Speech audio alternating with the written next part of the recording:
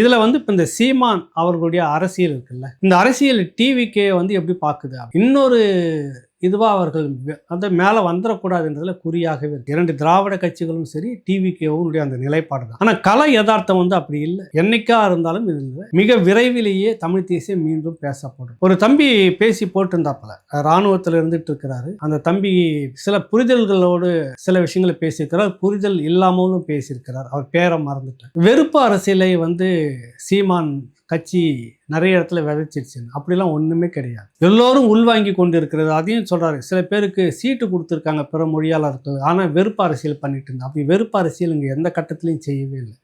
எல்லா மாநிலத்திலும் எல்லா மாநில கட்சியும் என்ன அரசியல் பேசுகிறது, என்ன செய்கிறதோ அதை தான் இங்கே செய்யுது. பிற மாநிலத்தவர்களை இங்கே வந்து வெளியேறுங்களா அப்படின்லாம் சொல்லவே இல்லை. இப்போ விஜயம் வாக்குறுதி கொடுத்துருக்கிறார், அதை நடைமுறை சாத்தியப்படுத்துவாரான்னு முதல்ல பிற மாநிலத்தவர்களுக்கு இங்கே வேலை வாய்ப்புல இல்லை, தமிழ்நாட்டை இங்கே இருக்கிறவங்களுக்கு தான் முன்னுரிமை அப்படின்னு சொல்லியிருக்கிறார். இப்போ அதை நிறைவேற்ற முடியுமான்னு பார்க்கணும். இதுதான் இங்கே இருக்கக்கூடிய அரசியல். அந்த தம்பி பேசியிருக்கிறார், தம்பி போல பலரும் பேசியிருக்கிறார்கள். சீமான் மீது நிறைய விமர்சனங்கள் இருக்குது. அந்த கட்சி தன்னை சுய பரிசோதனை செய்துக்கணும். உன் நண்பர்களை யாரு சொல்லு, நான் உன்னை பத்தி சொல்லணும் ஒரு பழமொழி இருக்குது. அந்த நிலைப்பாட்டுக்கு வரணும் அப்படின்றது மட்டும்தான் நான் அவருக்கு ஒரே ஒரு வார்த்தை சொல்றேன். இப்ப நான் அவரை வந்து விமர்சிக்கல இந்த காலகட்டத்தில். இது ஒண்ணு மட்டும் சொல்றேன், உங்களுடைய நண்பர்கள் யாருன்னு நீ சொல்லு, உங்களை பத்தி சொல்லணும். அவரே அடிக்கடி சொல்லுவார். கட்டமைப்புக்குள்ள நிறைய கொண்டுட்டு வரணும். ஆனா யாருடைய உழைப்பும் வந்துட்டு ஒரு துளி கூட குறைவில்லாத உழைப்பு. அந்த அரசியல் வந்து தேவைப்படுது. நிற்கும் இன்னும் அதிகமா இல்லை, கொஞ்ச காலத்துல இந்த அரசியல் தேவை அப்படின்னு நிற்பாங்க. எந்த அரசு ஊழியர்கள் எந்த மக்கள் புறக்கணித்தார்களோ அவர்களே தேடக்கூடிய ஒரு காலகட்டம் வரும்.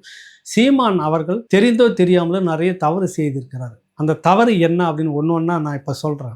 எல்லா அரசியல் போராட்டிலையும் போய் நின்றுக்கிட்டு இருந்தது. அவர்கள் வழியை அழைக்காமல் போனாலும் அந்த போராட்டத்தில் போய் நான் உங்களுக்காக இருக்கிறேன் எந்த ஒரு போராட்ட களத்தையும் அவர் விட்டதாக இல்லை, எந்த ஒரு போராடக்கூடிய அமைப்பையும் விட்டதாக இல்லை. எல்லோருக்கும் ஆதரவு தெரிவித்தது. அந்த இடத்துலேருந்து அவர்கள் குரலாக ஒலித்தது, அவர்களுடைய வழியாக ஒலித்தது சீமான் மட்டும்தான். அந்த சீமானை புறந்தள்ளி வைத்திருக்கிறார். இதற்காக வேண்டிய சீமான் கொஞ்ச காலத்துக்கு எந்த இதுவும் தெரியாமல் பேச அமைதியாக இருக்கும், நிறைவாகும் வரை மறைவாக இரு. இதுதான் அவர் சொன்ன பாடம் தான், மேதகு தலைவர் சொன்ன பாடம். இதை சீமான் அவர்கள் தம்பிகளுக்கு சொல்லிட்டு இருப்பார் அடிக்கடி. நிறைவாகும் வரை மறைவாக இரு. இப்ப நீங்க மறைவா தான் இருக்கணும். இந்த உதாசீனப்படுத்தின இந்த கும்பல் உங்களை தேடுற காலம் வரும். அதற்குள்ளாக நம்ம வந்து நிறைவாக இருக்கணும். நம்ம அதுதான் இப்ப நம்ம செய்ய வேண்டியது. செய்த ஒரு தவறு என்னன்னா இந்த தவறு தான் எல்லோருக்குமான குரலாக ஒலித்தது, எல்லா பிரச்சனைகளுக்குமான குரலாக ஒலித்தது. இதுல தான் நம்ம அதிக கவனமா இருந்துகிட்டு இருந்தது.